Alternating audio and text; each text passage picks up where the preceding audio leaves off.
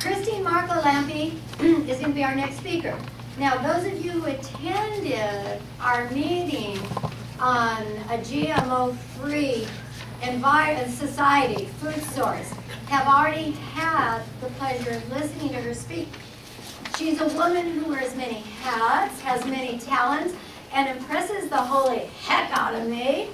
She's a biologist, a master gardener. She's with the Speakers Bureau. She speaks on GMOs, vegetable gardening, integrated pest management, edible landscaping. She is liaison at the Arlanza Community Garden and mentor for master garden trainees. And I ran out of paper, or there'd be more. I turn it over to Christine.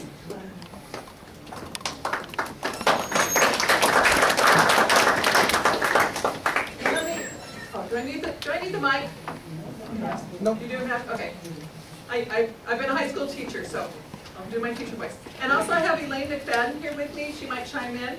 She is the host of the radio show Smart Health Talk on KCAA, which is 1050 AM out of Loma Linda? Yeah, we're pretty soon we're going to have an FM antenna, also 106.5, so you'll be able to listen on FM as well. And we have one up in Kaiser now, but we're going to be adding one to Marina Valley. And I'm a dietitian with a master's in public health and like 40 years experience in organics. So something that Christine and I share the same passion for healthy food for people as a way to stay healthy and heal instead of fighting. We learned recently, in fact I learned from Sharon, that they were spraying for the West Nile virus mosquitoes in this area. That was they had sprayed, I think, on September 11th or 12th, and you let me know on the 14th. So until the 14th, I had no idea our area was being sprayed. And so I went to the internet and looked it up and found out what they were doing, and found out that they were doing more spraying in Canyon Crest. We just also recently sprayed again in Canyon Crest this last Thursday, I believe, the 8th. And then they were spraying in Corona. So being organic and being an organic gardener and stuff, I'm kind of concerned about spraying overly for the pests, because sometimes when you spray for pests, you get the predators also get killed, or you have you call that something damage. Lateral damage, thank you. So we did some research into this. We were concerned that, because I knew other people who lived in the area that was sprayed when Sharon's area got sprayed. And how many of you lived in that area? Near Cole and Colette, I understand, was sprayed? Me.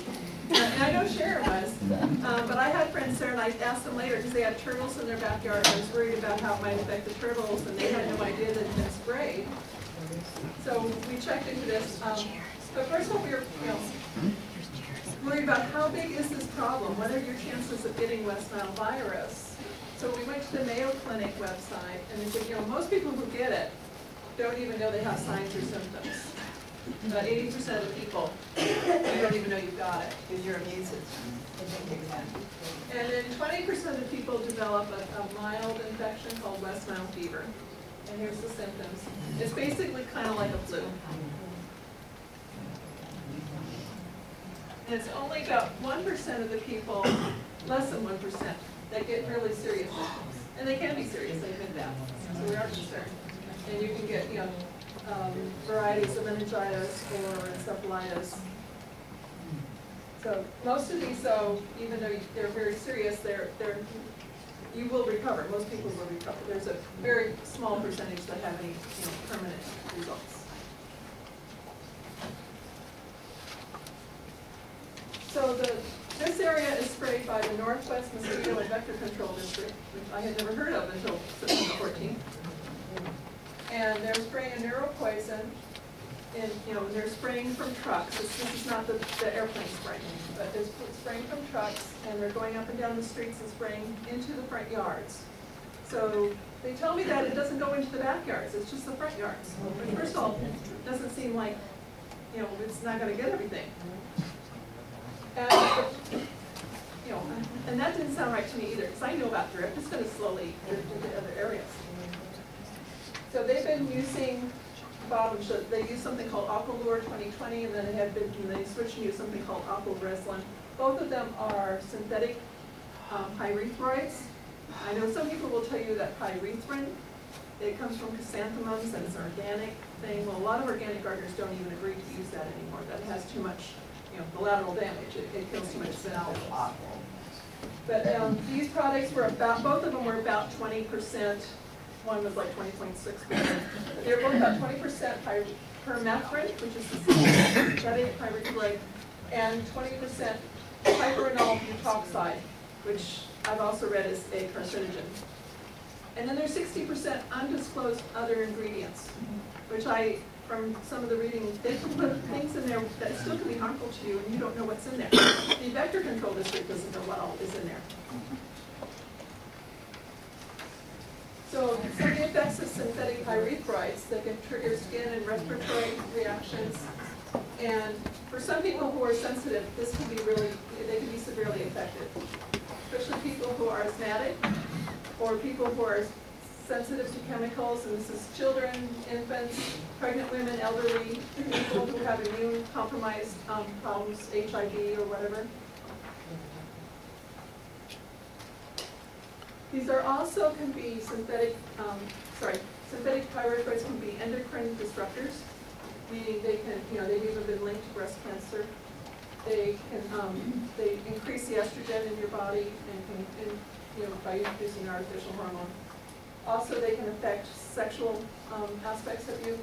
They can also interfere with your immune system and affect sperm counts. So a lot of these things I would be concerned about. Especially since in the last 20 years in America, we have had a great increase in infertility problems. This is something I brought up when we had the GMOs as well. And not that, this is necessarily the cause of it, not that GMOs are the cause of it, something is causing it. And I think, I would like to back off on a lot of the toxins that are in our environment. There's also environmental effects. So they are extremely toxic. This is what it said on the MSDS, the materials. Anyway, that they're extremely toxic to aquatic organisms, fish, and the aquatic invertebrates, the different insects that are in the water, including the insects that predate on the mosquito larvae. So you're killing off the larvae, you're killing off the adult insects, but you're also killing off these predators that are going to help with the larva, which is where we really would need to target this. And also affects honeybees and other beneficial insects. The vector control told me, well, they're spraying in the middle of the night when the bees aren't active. The bees, if they're in a hive, they have little the guards by the entrance to the hive. They're fanning their bees all night. They're fanning all night long and making the air circulate. There's bees all through the hive that are fanning and circulating the air. So if you need to know that this is being sprayed, so you know to cover up your hive or bring it indoors somewhere to protect it. I've had one outside my light by my front door for the past couple of nights. I thought it was like comedy, like say something, say something. And also, and native bees, they don't have a hive. They're often, I know I see squash bees. They're very similar to the honeybees, and they just hang out overnight in squash flower. So it's also toxic to birds and poison their food supply. So does this break down? They told me it breaks down, but looking, it can have a half-life of even 15 days to 3 months in the soil. So it can linger, especially if it's not getting hit by the light, if it's on the north side of your house where it's shaded. And if you have exposure to this spray, we were protesting the spray that night. We had a friend who was in that area. My husband felt very nauseous afterwards. And my friend who lived there, she said her throat was really tightened and her eyes were watering. And the Channel 7 News came out and covered us being And there are legal implications of chemical trespass. There's other groups in California working on the fact that they are violating our property rights by spraying chemicals into our property without our permission. What about easements? Since the government has an easement, how are they violating our property? That we need to look into that. So, if any of you were, we talked to a lot of people in that area before and after who had no idea about the spraying. And if you didn't know about the spraying, you didn't know, if you had bees, if you had a fish pond, koi fish, you didn't know to cover it up. You didn't know to close your windows at night if you had your baby or children sleeping by the window. As did my friend, her children sleep right by the street, at an open window. So they post signs just out on, they said they post them on every corner. But we saw a lot of them were gone. They claim that, kids take them where, we actively just saw wind blowing them off. And the crossing guard said he had seen the day before. If they're only out for 2 days, so you only have 2 days notice, or less than 2 days notice. Nationwide, this year, we've had 1,197 cases. There's been 63 deaths in the whole nation. And I know, that's something to be concerned about, but how does that factor in with, other concerns too? And, does actually spraying for the adult mosquitoes reduce the amount of human cases? They said there's no proof of this. And in fact, the cases are increasing, even though we're spraying more and more. And the CDC has shows that actually when you get tested for West Nile virus, it can be as much as a 72% false positive. So a lot of those cases, may not be even West Nile virus. So why isn't the spraying effective? We're killing off the predators. We're killing off dragonflies, the dragonfly larvae that are in the water. They eat a lot of mosquitoes. These mosquito fish, the gambusia, that the vector control, will bring to you if you eat them. You're killing off a lot of beneficial insects. And even the mosquitoresearch.org that vector control goes to, they were saying that the mosquitoes are rapidly developing more resistant mosquitoes. So we're going to need to escalate the board and spray more. So what can we do instead? Do we want to spray more and more stronger pesticides? So I look in Fort Worth, Dallas, they've been working a lot on this program. There's a very vocal group that wanted to stop the spraying. And they had a program that they instituted and have shown that in this area, as well as in Washington, D.C., they've had a very active non-spraying steps that they're doing. So monitoring, first of all, really monitoring the waters areas, any standing water, lakes and such, and trying to get the larvae as soon as you can. Adjusting watering practices. Well, we're doing this already because of the drought. Reducing how much we water on our residential and business landscapes. Not letting, some HOAs I know water like 3 times a day, used to before the drought.